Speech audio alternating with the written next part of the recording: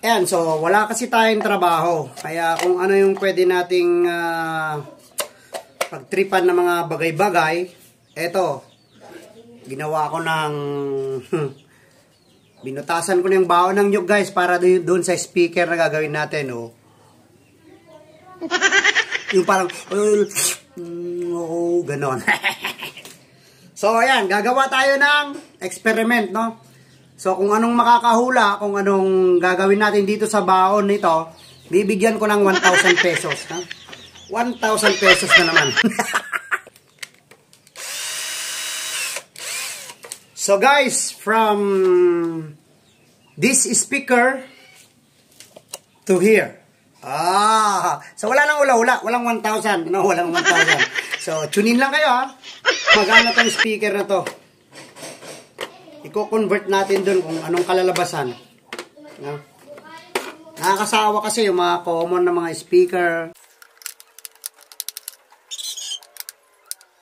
So ito guys, natanggal na natin yung speaker dun sa kanyang bahay. So ngayon, iko-convert naman natin yung ito niya. So kailangan ikakat siya. Kailangan talaga ikat natin to hanggang doon. Pero sayang, no? Imbes na ikakat natin, hayaan na lang natin siya na ganyan. Ayan. Kung magko-convert ka, syempre, hindi na kagaya ng original setup niya. Syempre, maliit lang talaga yung speaker. Kaya, pagkakasyahin lang natin dyan sa baon ng nyug. Ayan. So, tambay tayo. Wala tayong magawa. Kaya, ayan. Kung ano-ano na lang magagawa natin. So bago ang lahat, no?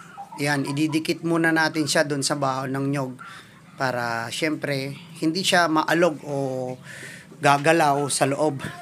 Para maging intact siya sa loob kasi malakas din yung mini speaker natin. Kung hindi natin ididikit yan, baka mahulog.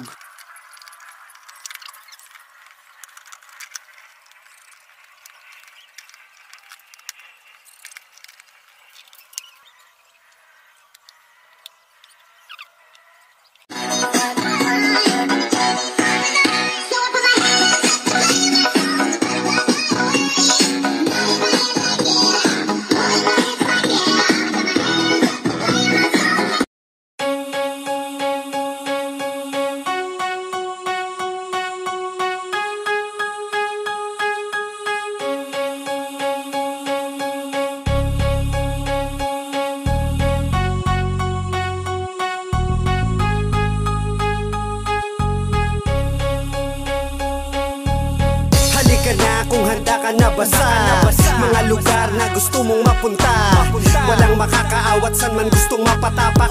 Alisin na natin ang mga bumabagabag. Kung gusto mo ng medyo kakaiba, sundan mo lang kung saan ako magpunta. Huwag kang mainip, habaan ng pasensya. Sumama kay Papaiko Adventure. Bawat oras ay ginto, kaya huwag kang huminto. Sulitin mo lang hanggang panibagong yugto ng buhay na maraming dahilan upang ipagpatuloy. Ulanin man ang pagsubok, pag-ibig ang siyang dadaloy. Mangarap lang na parang wala ka nang iniinda. Sumama sa aking adventure kung handa ka na maranasan ng mga makapigil hininga. Kasama mo ako at di ka nag-iisa. Papaiko Adventure ang inyong lingkod, kayo ay mamamangha sa inyong